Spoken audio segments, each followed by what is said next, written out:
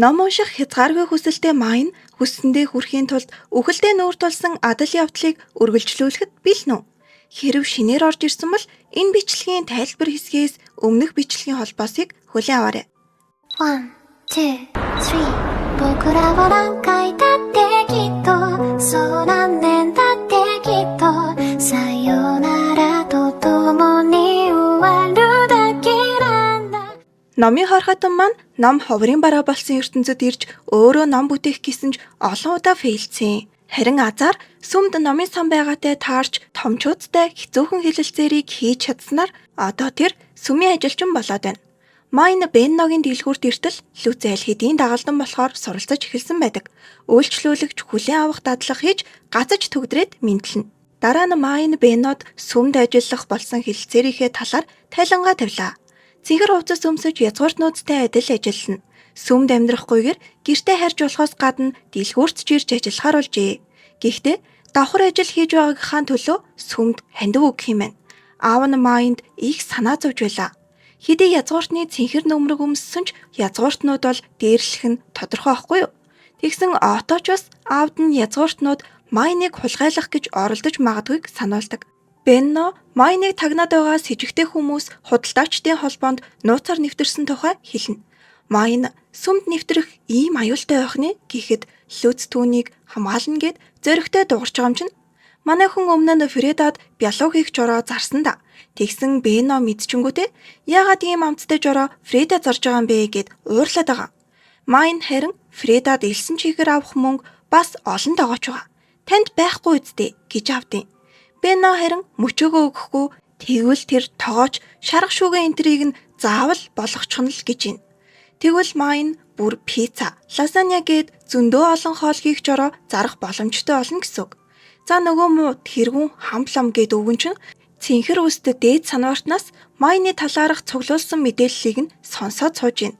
Саяхан алуулах шахснаа мартсан юм шиг л сүмд зүтгэх гэж байгаа хүн юм 8 энтер гинэ. Тэгсэн орлогоосоо сүмд хандив өгнө гингүүт дууг болчихж байгаа. Цэнхэр нөмөрхтөн болвол доороо бас туслах маягийн ажилтнтай болох ёстой. Тэгээд цэнхэр үстэ өөрийнхөө хүмүүсээс нэгийг нь Майнд өгөөд тэрнээсээ мэдээлэл авч буй гэсэн чинь тэргүй санваартан бас өөрийнхөө нэг хүнийг өгнө л гэж байна. Тэгснэ асрамжийн газрын бүтэхгүй хүүхдүүдээс ч гэсэн нэгийг нь явуулчих. Сайхан төвөг удах байх гэж авдаг. Шидийн хүч мөнгө хоёрыг нь ч тултал нь авна. Угаасаа өөр үнцэнт хэрэнд байхгүй гинэ. Өвгөний хувьд ерөөсөө язгууртан биш бол хүн биш. Цэнхэр үст дээд санваартан өрөөнөөс нь гарч явахдаа асуудалч үүсгэндэ гэж бодно. Майн сүмийн үүдэнд ирэхэд түүнийг саарал хувцастай дагалдагч тосож авлаа. Хүндэтгэлийн үгээр Майн сама гэдэл дуудахад нь Лүц бүр татаж унах гэж байгаа юм чинь. Майн харин тэр хүнээс эвгүй байдалд оруулсан бол уучлаарай гэж гуйтал тэр хүн зүгээрээ л гин. Майн дагалдагчийн алхах хурдыг гүйцэх гэж нилээн хичээнээ хөрхий. Цэнхэр нөмөрхтөн зөрж өнгөрөхдөл жирийн ард нүдэнд бүү үзэгд гэж байна. Харин сарлууд нь болохоор зэвүүцэж ууралсан харцаар харна. Ингээд Майны тангараг өргөх ёслол боллоо. Дагалдагчдтайгаа танилцаарай гэд харуулхад түрүүн өөдөнд ирж авсан хүн дээр 2 хүүхэд нэмэгдэжээ. Тод ягаан үстэй хамгийн ахмад нь өөрийгөө Фран гэд танилцуулахад Майн тусалж дэмжиж байгаарай гэд хэлцдэг. Цэнхэр нөмрөг өмссөн бол язгууртан шиг байж сарлуудтай хүндэтгэлтэй харьцаж болохгүй гинэ. Улаан үстэй охиныг Делия гэдэг 8 настай, харин шар үстэй ууртай хүүг Гил гэдэг. Тэр 10 настай. Гил өөрийгөө танилцуулахдаа "Юу вэ? Чи одоо миний эзэн юм уу? Ямар жижигхэн юм бэ? Арай гэж идэг шүү." Харваас нөгөө төвөг удах байх гэсэн асрамжийн газрын хүүхэд юм шиг байгаа. Цэнхэр үстэн номлогч Майнд "Гил одоо чиний даалдагч учраас ёс зүйгүй үйлдэл гаргавал загнах ёстой" гэдэг. Хэлснээр нь ганц үг хэлэх гэтэл дахиад "Чи тэнийг юм уу?" гэд уралж байгаа. Номлогчийг гараал явсан чинь улаан үстэй охин бас жинхэнэ төрхөө харуулж байна. Уул нь арай гэж хампламын туслах болоод уурхтах гэж байтал ийш нь явуулчлаа гэдэм да. Гэл болохоор Майныг язгууртан биш гэд уурлаад байгаа. Харин Франли эднээс хамгийн ёс журамтай нь байлаа. Манай хүн дээд албан тушаалтан шиг нэг сайн даацтай үг хэлээд авъя гэж бодно. Тэгээд иймэрхүү байвал та нарыг халчхан шүү гэж хэлээд дөдгөр царайлсан ч нэмэр болсонгүй. Угаасаа тэгж дур мэдэж дагалдагчаа хольц солиод байх боломжгүй. айлгүй охин сахилгагүй хүү хоёрыг өвгөн явуулсан юм чинь аргагүй штэ. Делия гээд энэ улаан өстэй охин бүр цайцсан.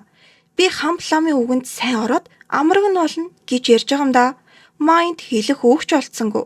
Ямар аимшигтай ертөнцид ирснээ сая л нэг ухаарч байгаа бололтой. Цэнхэр ус номлогч ч гэсэн майнд өөрийнх нь нөхцөл байдлыг дэлгэрэнгүй тайлбарлаж өглөө. Харц гаралтай хүн язгууртны хувиар сүмд байгааг язгууртан байтугай харц гаралтайнууд нь ч хамтдаа эсэргүүцэж байгаа. Дээрээс нь майны тангараг өргөх ёслолд хамлам оролцоогүй. Тэр хүнд гадуурхагдах нь тодорхой болохоор цэнхэр уст өөрийнхөө дор байлгах юм байна. Сүмд язгууртнууд ирэх нь багассан болохоор ажил их овоорчсон байгаа. Бас майныг бичиг цаасны ажилд сайн гэдгийг нь тагнуулаараа дамжуулаад мэдсэн баггүй юу. Тэгэхээр майны хийх эхний ажил бол бичиг цаасны туслах. Харин дараагийнх нь язгууртны хувиар шидийн хүчээ сүмд өгөх. Шидэт хэрэгсэлт шидээ шингээх нь майнд ч ашигтай. Манай хүн номын сан орох гээд явхад нь ардан дагаж явсан гил номын санд дууралдаг тэнэг гар вэ гэж авч байна. Дээлиач бас ухаан муу тардын хүүхэд юм байж балай юм биш үү гиндэ. Майн бацаануудаас залхаж би ч бас та нарыг дагалдагчаа гэж бодохгүй болохоор дураараа олоо гэж хэлжээл хаяад өвчлээ. За тэгэд номын санд орж ирээд цаас бихний үнэрийг мэдрээл жаргалаа жаргал. Хамгийн түрүүнд шидийн таринууд бичигдсэн гинжлэгдсэн номыг дэлгэж үзлээ. Уншаад л баймар. Гэтэл гийл дахиад гарч ирснэ.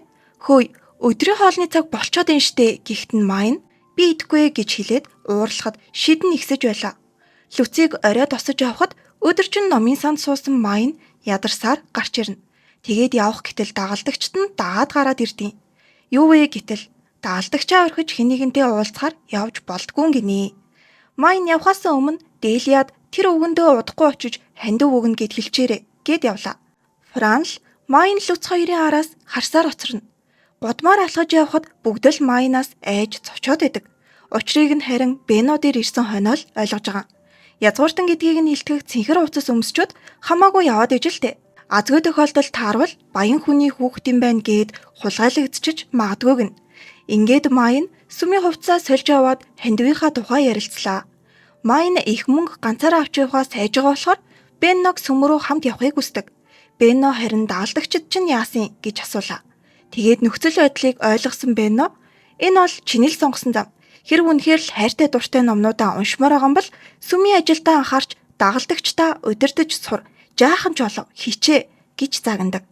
Үүний дараа Майны хинэггүй зангийн ачаар Бенно яралтай гой ганган дээрээ тавиал сүм рүү явцгаалаа. Бенногоор язгууртан шиг байгаа ч гэж загнуулсан Майн Франыг харангуйтаа урдынхаасаа өөр байхыг хичээхэд нөгөөх нь ч нэх хөөрхөн шууд хараад ойлгочихж байгаа.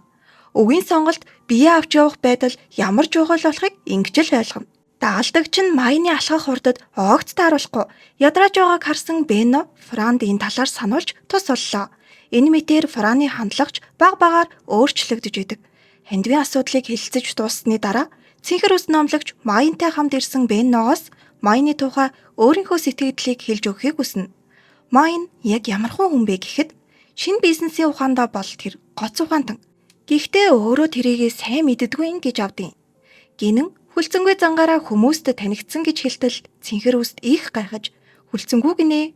Шидийн хүчээ хянаж чаддгүй энэ аюултай этгээд үү гэж байгаа юм чинь. Бенно Майны биеийн онцлогийн талаар ч бас хэлж өглөө. Гайхмаар биеийн тэнхээгүй сул дорой учраас ганцаараа явж болдгүй гэж хэлснээр Фрайн тал дээрээ суралцах шаардлагатай болно. Цэнхэр үст номлогч Фран бол миний туслахууд дундаас хамгийн шилтгэн гэдэг. Уйлзалтаар Майны орлогын 10%-ийг сүмд хандиваар өгч байхаар тохироон төрлөө. Яг бүх юм дуусгаж итэл Майн гинэд унаад өгдөг. Бенно Майныг өргөсөөр гарах гэтэл Фран өөрийн хийх ёстой зүйлийг ухамсарлаж Майныг өөрөө авч явахыг хүснэ. Манай хүнч Франт хандан би одооноос чамайг ичгэвтер байдалд оруулахааргүй эзэн байхын тулд хичээнэ гэж хэлдэг. Нэг дагалдагчтайгаа уулзраа олсон ч өвгөний тушаалаар хов зөөх нэг охин мэдлэггүй хайнга эзнээсээ болж хоолгүй суух нэг өнчин хүү үлдсэн байлаа.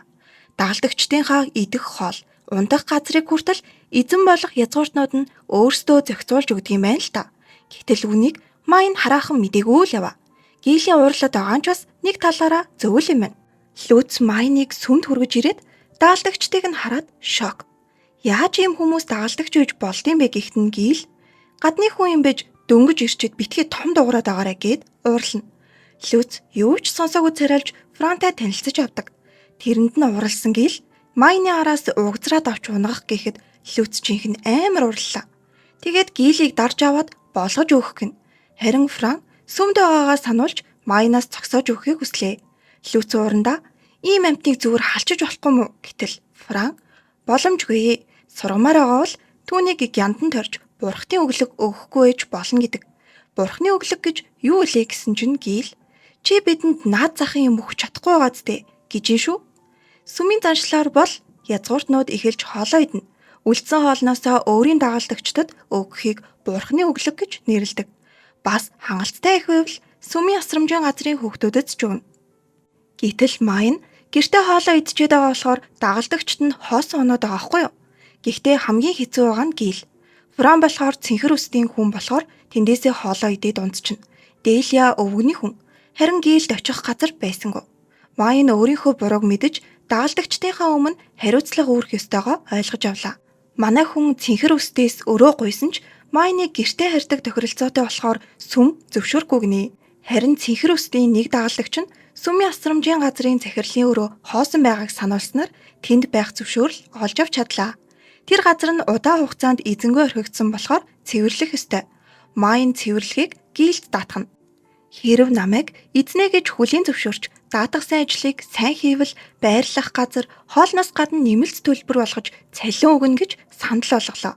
Хүмүүс гийлд итгэхгүйсэн ч Майн түүнд боломж олгохыг хүснэ. Тэгээд араас нь ирж чалахад тэр ажлаа маш сайн хийж байлаа.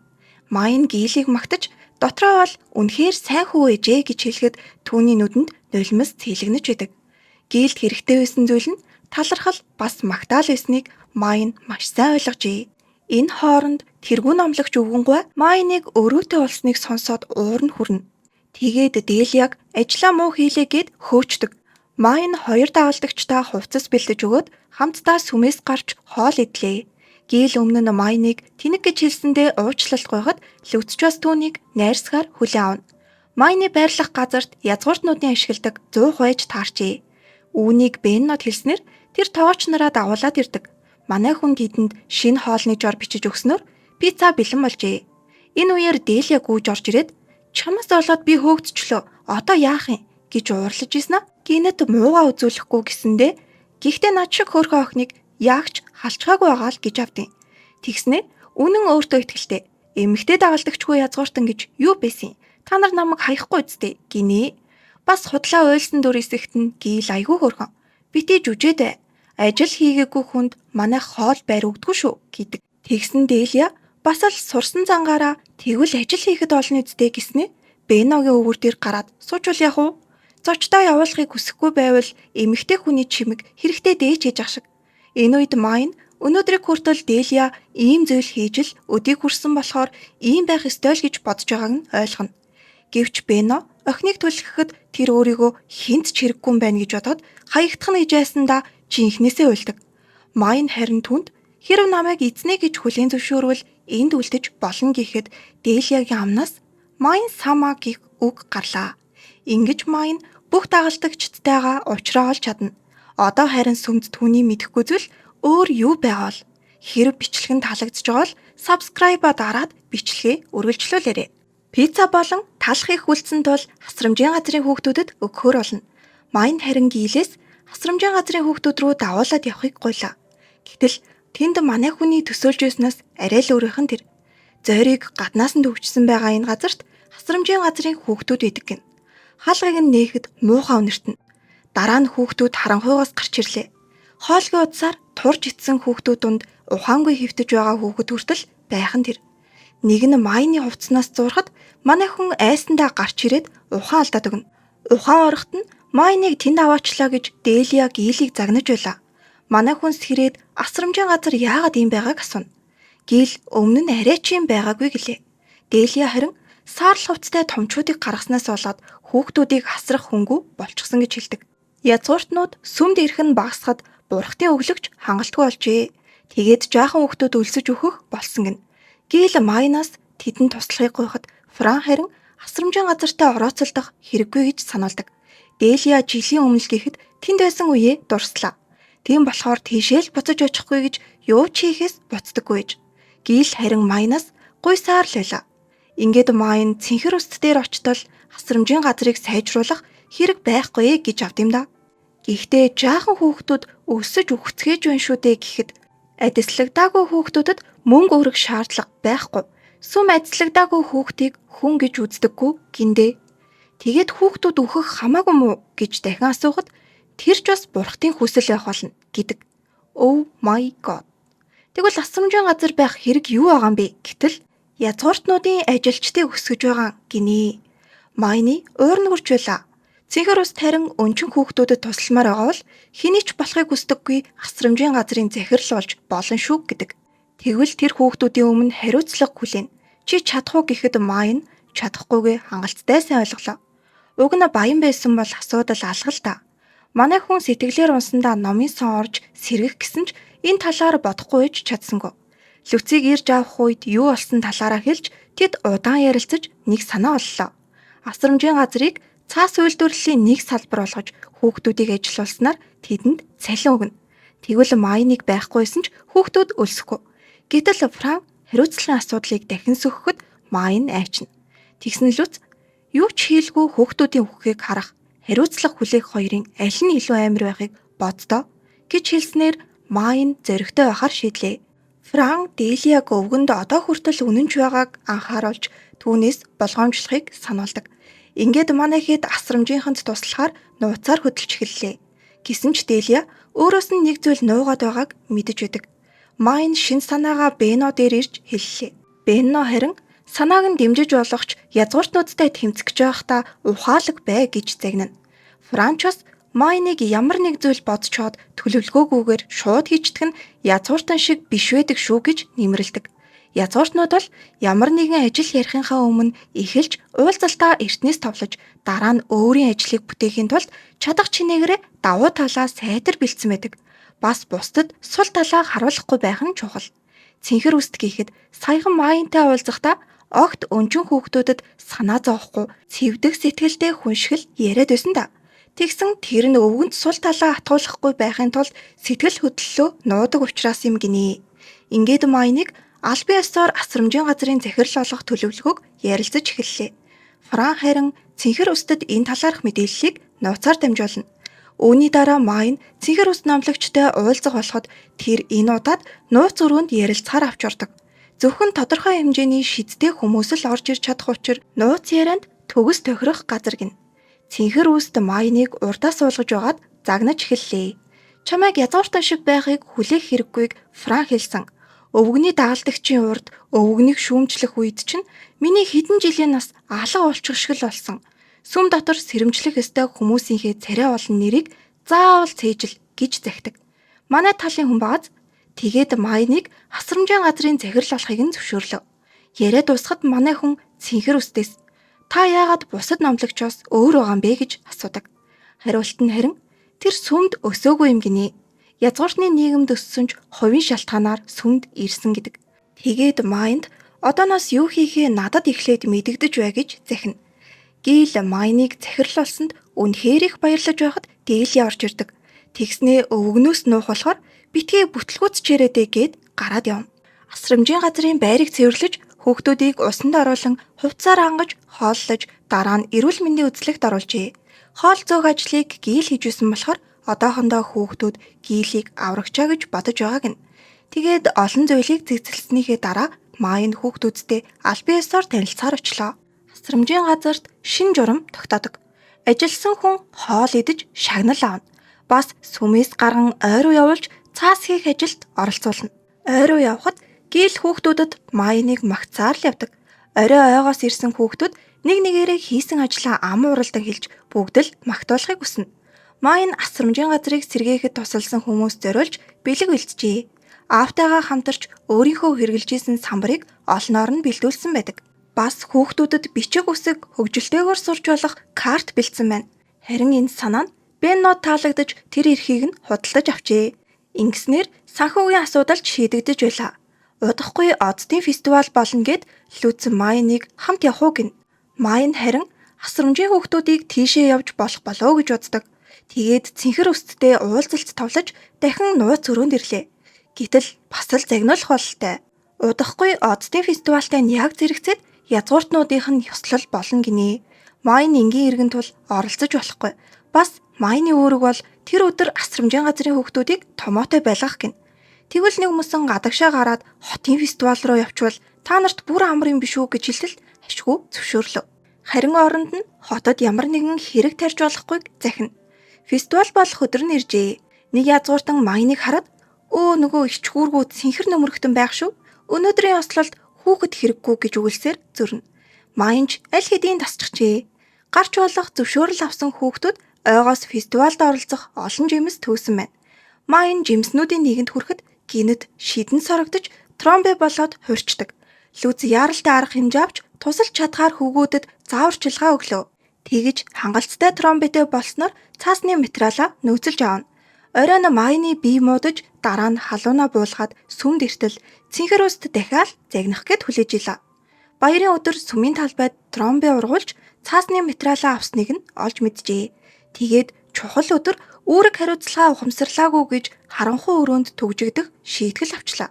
Оройн шийтгэл нь дуусаж гаргах гэхэд Майн өвдөд унсан байдаг. Цэнхэр үст Майныг бүтэн өдөр энд байгаад юм ухаарад авах гэж бодсон ч түүний биеийг маш эмзэг гэдгийг дахин нэг санаж авлаа. Майныг гэртээ өвдсөн байх хооронд Лүз гэрийнхэнтэйгээ муудаж гэрээсээ авчихжээ. Ах нь хаасайгүй хайсан ч олсонгүй гээд Майн дээр ирсэн байна. Майн харин ажлынх нь газарт очиж үзнэ үү гэтэл хаана байдгийг нь ч мэдэхгүй гинэ. Тэгээд Түүли Ральфыг дагуулад Бенногийн дэлгүүр рүү явлаа. Лүз зөв зүгээр л ажиллаа хийж идэг. Майн энэ асуудалд их санаа зовж исэн ч би энэ дэртгүй л хэлээ. Энэ хооронд Лүцийн ах найзуудыгаа дагуулж ирээд дэлгүүрийн гадна дүүгээ дуудаж орилсоор. Ээж нь ч бас дэлгүүр рүү дайрч орох гэж оролцсон ч Лүц тэдэнтэй уулзахыг хүссэнгүү. Хэдэн өдрийн дараа Майн ашгүйнэг идгэж Бенногийн дэлгүүрт ирлээ.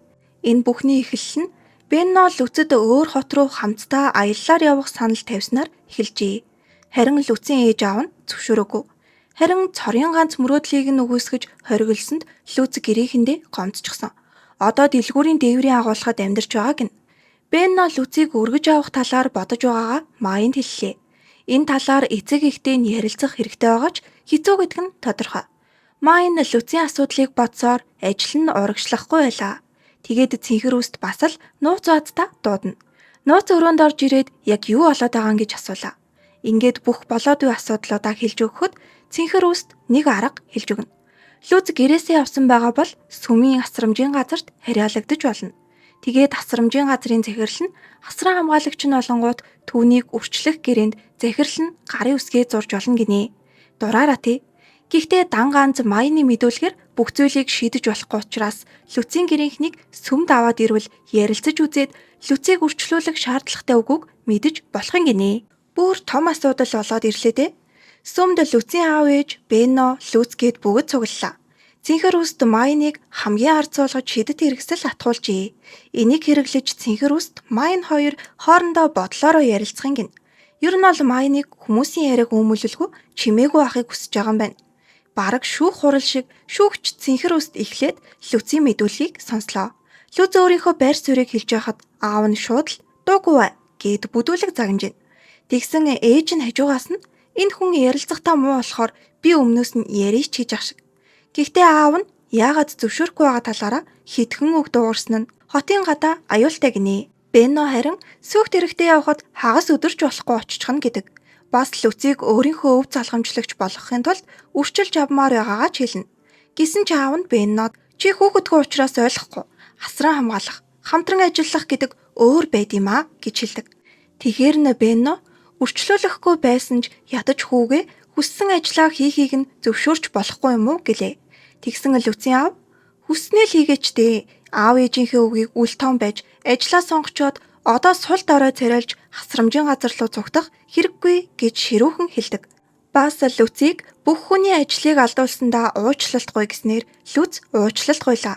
Бенно Лүцийг үрчилж авах боломжгүй бол ядаж албан ёсоор өөр дээрээ авч зааж сургамаар байна гэд гэрийнхэнтэй нь гэрээ хийлээ. Эцэг эх нь гаднаа хөндий хандсан ч тэдний сэтгэлийн гүнд Лүцийн ирээдүйг хамгаалах гэсэн чин хүсэл байжээ. Тэд хүүгээ аюулгүй амжилттай өөрийн замаар явахыг л хүссэн байж. Цэнхэр үст Майнд асуудлыг нэг талаас нь харах хангалтгүйг хэлж өглөө. Майн бүх зүйл сайнаар дууссанд баярлаж уйлахад номлогч манай хүнд хальчуураа хэрэглүүлдэг. Түүний нэр буланд нь байхва Фердинанд гэжээ. Майны ээж манай хүнийг удахгүй дүүтэй болох гэж байгаа талаар хэллээ.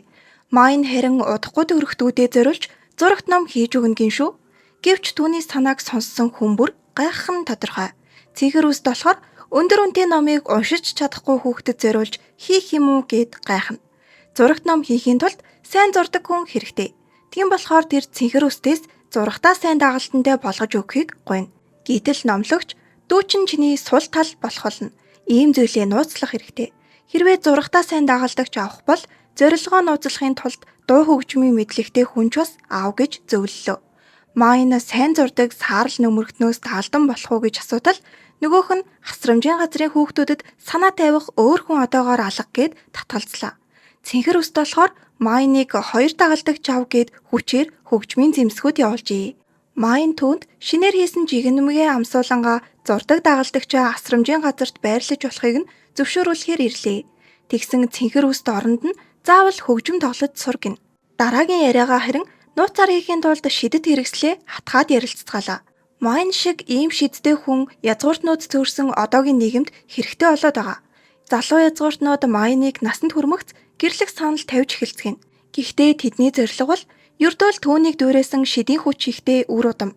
Харин язгууртнуудын ертөнцид зүгээр л хүүхэд гаргадаг нэгэн байхгүй тулд олон талын чадвартай байх ёстой юм гин.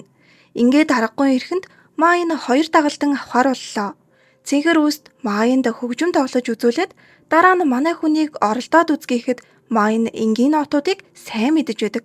Майнд хөгжим тоглохыг зааж өгөх дагалдныг Росина гэдэг.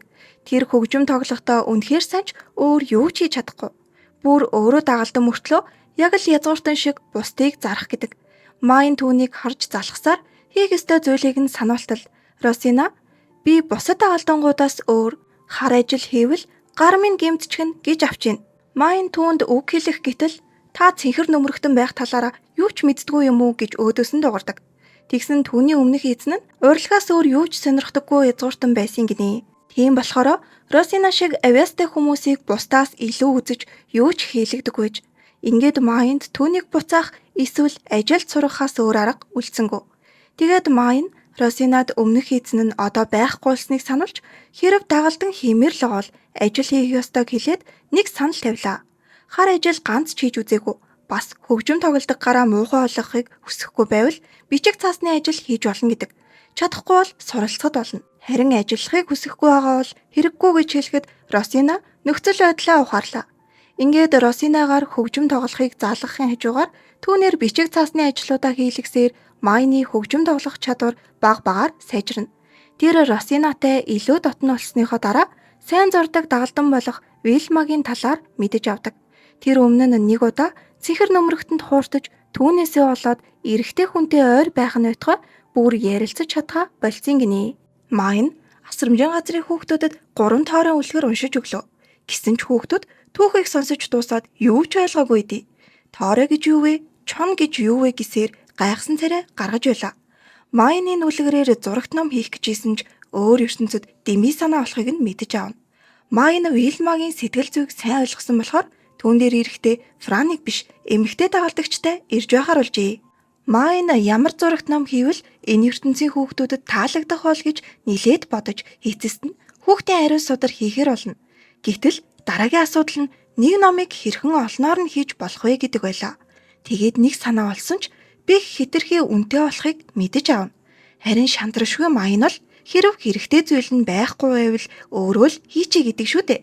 Ингээд өмнө нэг удаа туршиж байснараа гэртээ ирээд зуухныхаа бүх хөө тортгийг хусаж цэвэрлээд авлаа. Их хэмжээгээр хэрэгтэй болохоор Люцээс, Отогийн гэрээс бас сүмийнхээ байраас ч авахулна. Сүмийн өнцөг болон бүрээс хөө тортог авахуулаад байхаар нь цэнхэр үст Майныг дуудаад чи одоо бас юугаас идчихв гэж асуудیں۔ Зурагт ном л хийх гээд байгааг нь сонсоод хамаагүй хэтрүүлж байгаад өвгөний уурыг хүрвчвдээ гэж анхаарууллаа. Бас номныхоо агуулгыг заавал шалгуулаарай. Гинт хачаа юм хийгээд хүнийг зүрхээр явуулчихвдаа л гэж авдیں۔ Майн харин хүүхдийн судар хийх гэж байгаагаа хэлж нэг юм тайвшрууллаа. Дараа нь Вильмагаар зураг зуруулах ажлаа эхлүүлнэ.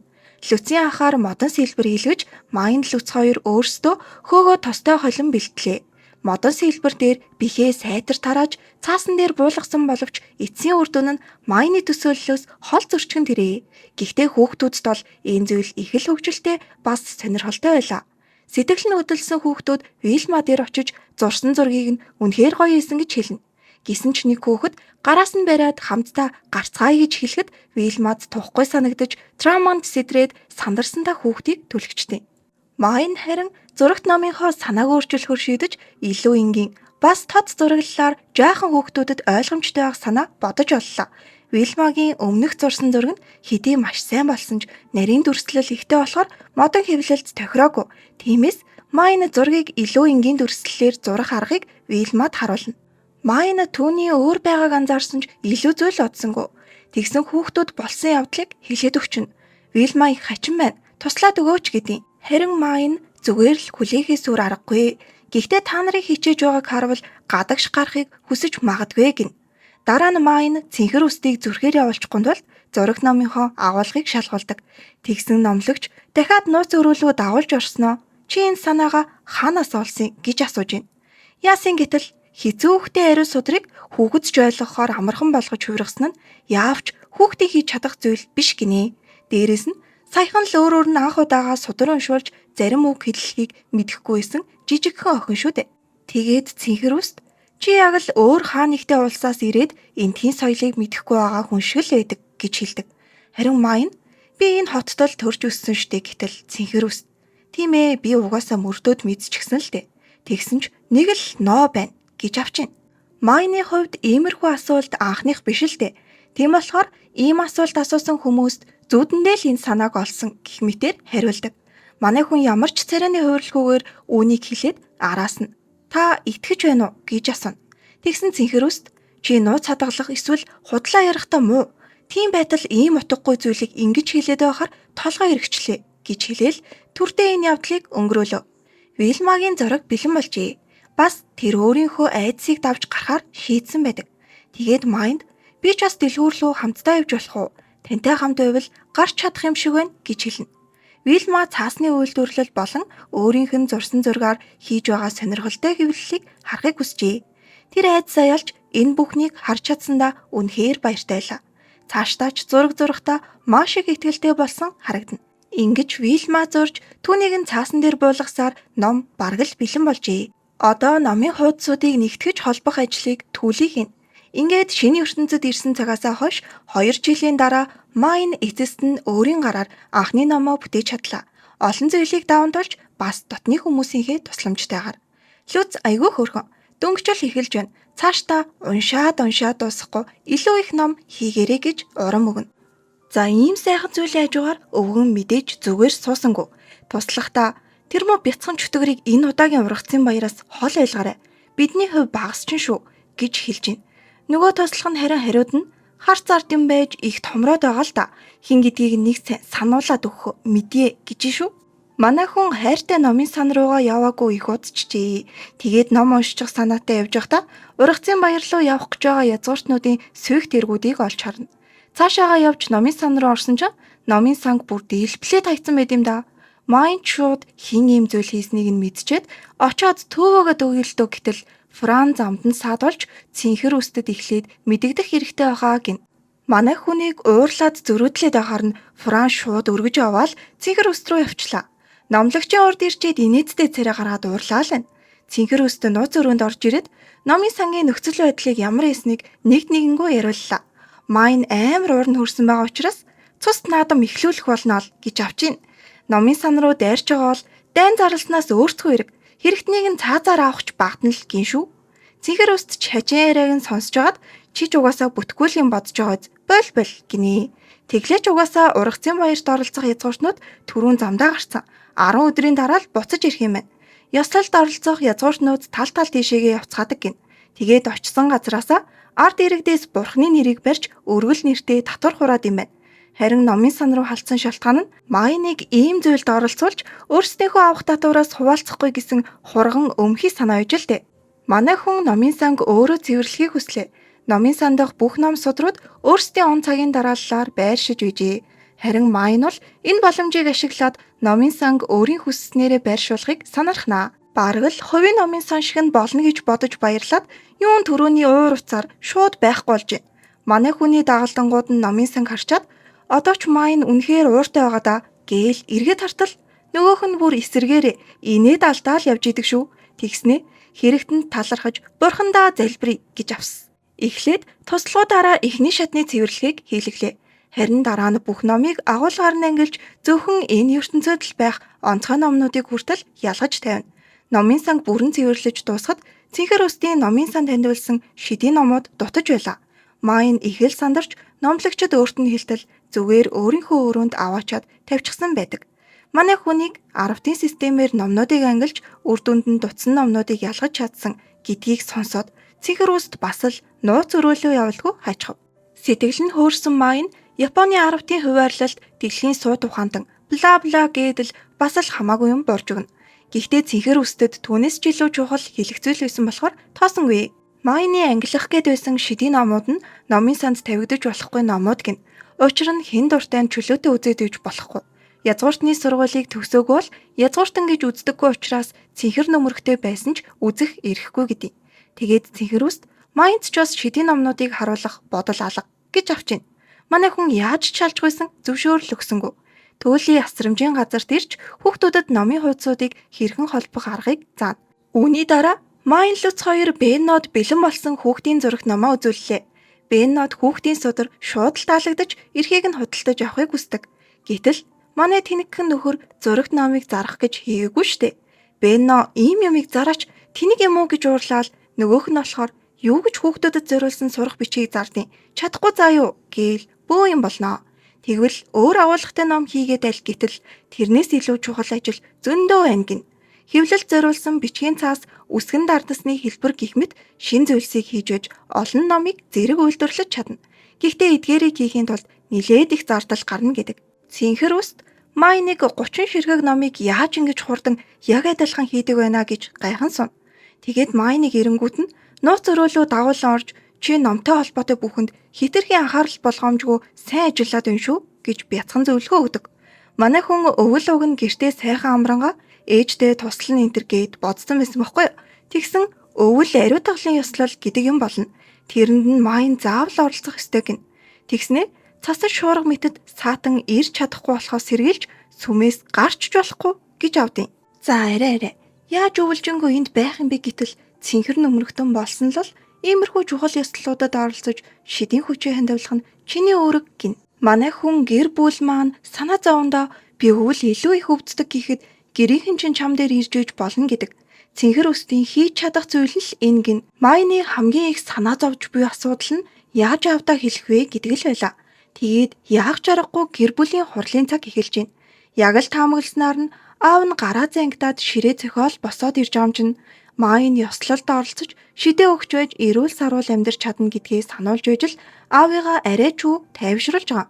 Дээрээс нь зүгээр нэг энгийн айлын хүүхдийг харж үзээд бүх шаардлага нөхцөлийг нь зөвшөөрч сүмд оруулсан хүмүүсийн итгэлийг ч алдаж болохгүйгээ хэллээ. Бас Майн одоо асрамжийн газрын захирал.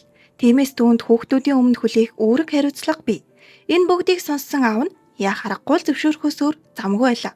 Ингээд ээж нь Майны дагалдангуудад өвдсөн үед нь яах хэрэгтэйг зааж өгч түүлийн болохоор Майныг иргэнгээ хүүхдүүдэд юм оёхыг зааж харин аав нь асрамжийн газрын өвлийн махыг бэлтгэд туслахаар болно. Майн шин зурагт номын ажлаа эхлүүлэхээр шийдлээ. Тэгсэн Фран тэрнээс өмнө амжуулах ёстой чухал ажил байгаа шүү гин. Тэр нь Хүлэгт баатрын хүсэлтийг бэлдэж залбирлын үгээ цээжлэх гинэ.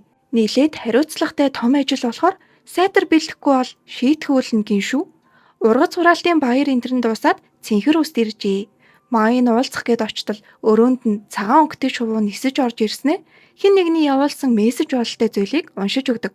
Тэгээд захиаг дамжуулж дуусаад шувуу байхгүй болчихно. Цэнхэр үст буцааж шувуу болоход ойлголоо гэж хэлээд дахиураа төгөхт нь шувуу нисэж цонхыг нэвц үсээл гараад ивчлаа. Шувууны ярьсан зүйл нь Хүлэгт баатруудын ахлагчийн дуудлага гинэ. Манай хүнийг юу болоод байгааг ойлгоогүй үедэл Фран өргөж аваад өрөөнд нь хүргээд өгчнө. Тэгэнгүүт эмэгтэй туслахууд нь болохоор Майныг хувцлаж баатрын дуудлагад бэлтлээ. Бэлэн болсон Майныг Фран тэрврээд гадагш гартал цэнхэр үс номлогч маань Хүлэгт баатрын хуйг дуулга өмссөн байдаг.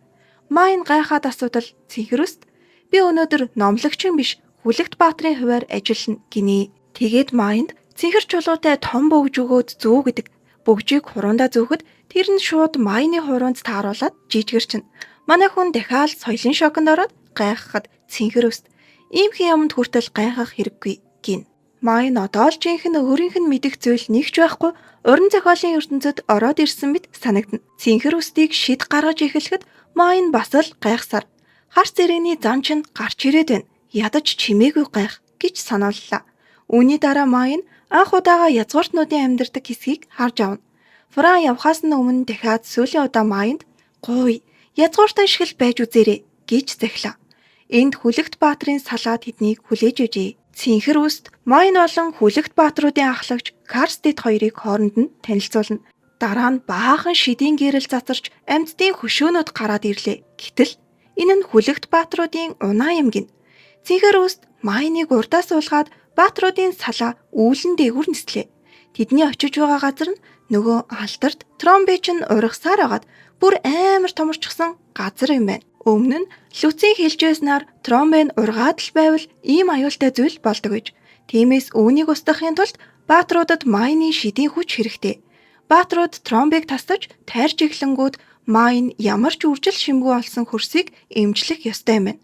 Майны ажлыг эхлэхээс өмнө түүний хажууд хоёр хамгаалагчийг үлдээдэг.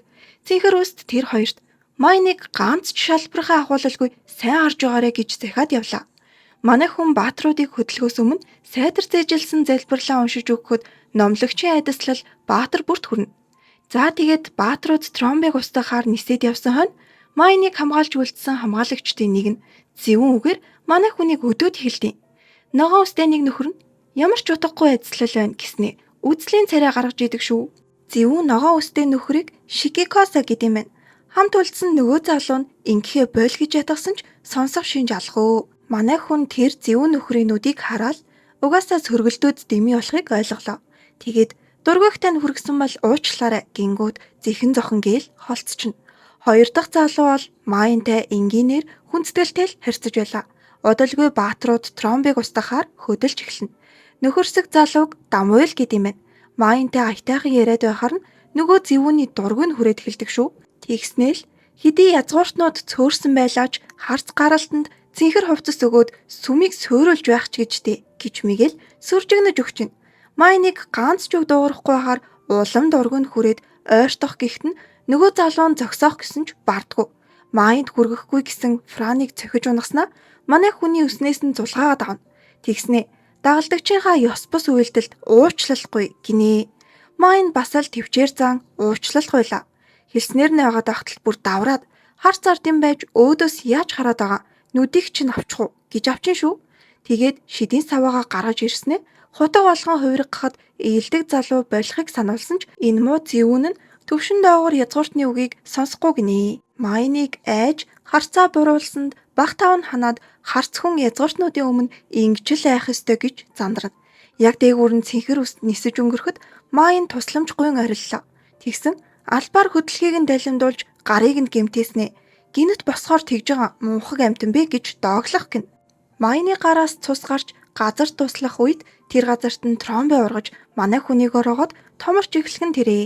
Фран яаж чичээгээд Майныг салгаж чаддгүй. Нөгөө мо зэвүүн нөхөр сандраад өөрийгөө өмөрч гинэт босхоор л ингэж байгаа штэ гэж чалчина. Майн маш их айж сандрахтаа Люцийн нэрийг дуудтал бөгжний шид идэгчж Люцэд Майны төрх болон дуу хоолой нь сонсогддог. Азуулж цэнхэр үст ирж таарлаа. Майны гарыг шархацныг мэдээд хамгийн түрүүнд гарыг нь итгэх боломжгүйч ядаж шархыг нь түр хаая гэдэг. Тэгхгүй бол Тромбыг байхгүй болгох аргагүй гин. Бас Майныг ойлгохгүй байхыг хичээгээрэй. Нулимсанд шидийн хүч шингэдэг гин. Гэхдээ цэнхэр үстийн бүх зэвсэг байхгүй болсон тул өөрөө туслах боломжгүй болжээ. Тиймээс төгшүүрийн дохио зарлаж бусдыгаа дуудлаа. Баатруудын ахлагчийг ирэнгүүд чиний сонгосон чадваргүй хамгаалагч нар ийм юм хийсэн байна гэж загнана. Тэгээд Баатруудад Майныг гэмтэлгүйгээр аврах тушаал өглөө. Тромбегоос салгаж чадсан ч манай хүн аль хэдийн ямар ч тэнхэлгүй болсон байдаг. Тэгсэн цэнхэр үст Франд нэг жижигхэн шилтэй юм өгөөд уулгачих гин.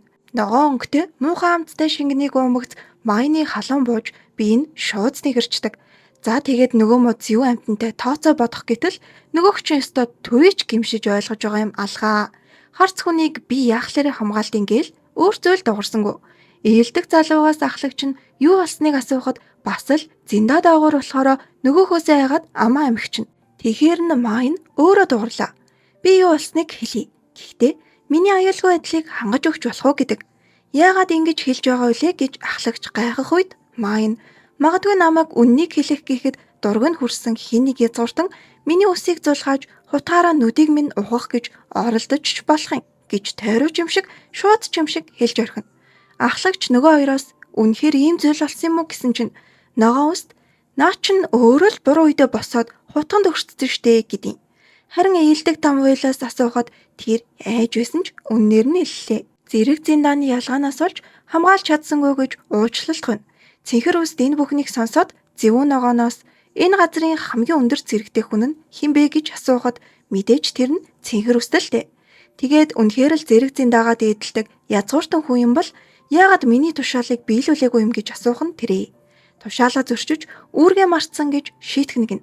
Бас доод хүмүүсээ буруу сонгож тэднийгээ сургаж чадаагүй гэж ахлагч нь хүртэл хариуцлага хүлээгээр болдог. За тэгээд Майнд өгсөн шингэний үйлчилгээ дуусгаас өмнө үндсэн хийх ёстой ажил руугаа эргээд орлоо. Цэнхэр үст Майнд одоо эднэрт өөрийгөө хинбэ гэдгийг мэдрүүлээд өг гэж хэлснээр Майнд урам өгнө. Харин Майныг эхлэхээс өмнө цэнхэр үст зөвүүн ногооныг тэр ажлыг нь эхлүүл гэж тушаалаа. Манай хүн рүү нэг уурлаж харчаад шидийн залбирлаа уншиж эхэлдэг. Гэхдээ жаахан уншижсэн нь шидийн хүч нь хүрхгүй зогсчихно. Харин цэнхэр үст үргэлжлүүл гэж тушааснаар дахиад шидийн хүчээ шавхах гэж оролцсон ч бүтэхгүй нь тодорхой байлаа. Тэгээд унаад өгөнгүүт нь цэнхэр үст албаар том дуурдаг хүлэгт баатрууд ямар дорой олоо вэ гэж яжлана.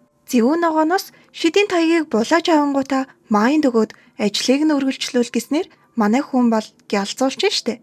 Тэр их газрыг хэдхэн секундын дотор шууд л ногооруулж баатруудын салааг гайхшрууллаа. Бүр их шид гарах гэжсэн ч цэнхэр үст дундаас нь одоо болноо хэтрүүлчлээ л гэж ин. Тэгээд цэнхэр үст баатруудад хандаж сүмийн хүлээн зөвшөөрөгдсөн хүн ямар байдгийг харж авцгаа. Тэр миний нөмөр нөөлөг дор байдаг хүн гэж хатуу анхаарууллаа. Буцах замдаа цэнхэр үст Майнаас болсон явдалд уучлалт гуйдаг. Тэр баатрууд тушаалаа зөрчинө гэж арайч бодсонгүй гэн.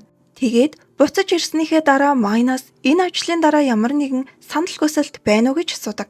Манай хүн уг нь байхгүй гэж хэлэх ёстойгоо мэдчихсэн ч байна л гэд аваад байлаа. Ёслолын шинэ хувцас нь дахиж өмсөх аргагүй болсон болохоор шинээр хийлгэхийг хүсэж байгаа. Баатруудын ахлагч тэгсэн эмэгтэйчүүдийн гоё хүсэл нас харгалздаггүй бололтой гэж өхөөртнө. Майн бас нэг зүйл гуйсан нь өөрт нь ийдэг ханцанч дээд түвшний язгууртнаа зогсоож дийлээгүй дам уйлыг өршөөгөөч гэдэг. Манай хүнийг гэртээ харахаар сүмэс гарч ирэхэд лүц яарсаар гүйж ирлээ. Өдөр мэдрэгдсэн зүйлээсээ болоод их санаа зовж үжээ. Тэгээд хүнд өдрийг давсан Майн мэдээж хэд хоног халуурч хөвтөнө. Сүмд эргэж ирэхтэн цэнхэр үст яаралтай уулзгаар хүлээж байлаа. Мэдээж бас л нууц өрөөнд.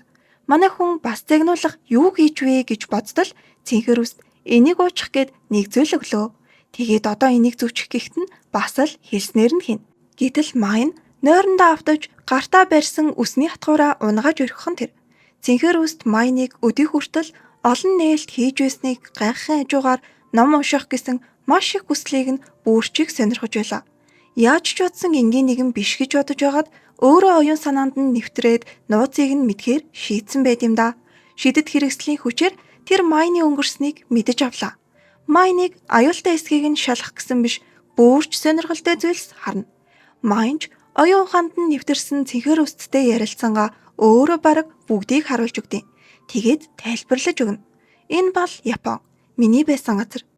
Майн болохоос өмнөх амьдралдаа насанд хүрсэн хүн байсан. Номын сан бол миний диваажин. Тэгээд дараагийн газрыг харуулсан нь төрсөн гэр нь байлаа. Бас түүний ээж. Майн ээжигээ дахиж хараад сэтгэл хөдлөл нь хэтэрхий ихсэж цэнхэр үст толгооноос нь гарахаас өөр аргагүй болно. Хэтэрхий нэг хүн шиг болсон байсан учраас ээжигээ санаж шаналсан Майны сэтгэлийг мэдэрсэн цэнхэр үст уйлж байлаа. Тэгээд Майн номлогчийг чанга тэрвэрч хамтдаа тайвширцгаая гэдэг. Гэхдээ тайвширахыг хүссэн хүн нь Майн өөрөө л байлаа.